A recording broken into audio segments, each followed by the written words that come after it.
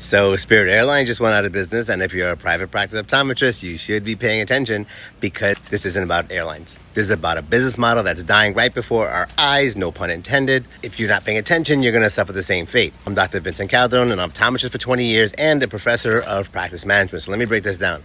Spirit built its brand on one thing, being the cheapest option. Low fares, high volume, and nickel and diming you for everything. Spirit Airlines passengers attacked employees, upset for having to verify their bag size.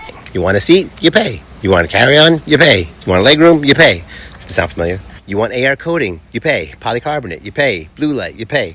And it works for a little while until it didn't, because eventually costs always go up and customers get fed up with the pettiness, and then competitors catch up. Just like what happened when patients started buying their glasses online. So how does it relate to optometry? Well, for years, practices have been operating like Spirit Airlines, and the only competitive advantage that you had was your price. We accepted lower paying plans, we packed the schedule tighter and tighter, we tried to make up lost margin because of volume, and then the problem is that you can't out volume broken margin, at least not forever. And insurances are not going to increase reimbursements. Costs are rising, staff is harder to find and keep, and patients expect more convenience, not less. And it's just like the airlines. Technology is changing the game. Autonomous refractions, AI diagnostics, remote exams, retail medical conversions.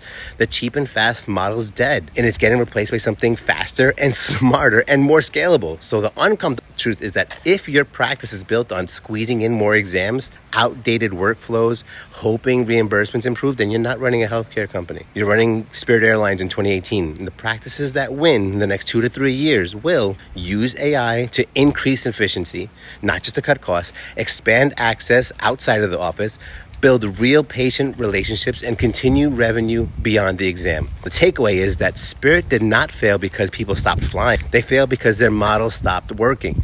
And demand for eye care isn't going anywhere. In fact, it's getting bigger. But how it's delivered and who delivers it is about to change super fast. So the real question is, are you still building for the cheapest seat on the plane, or are you building for the airline of the future?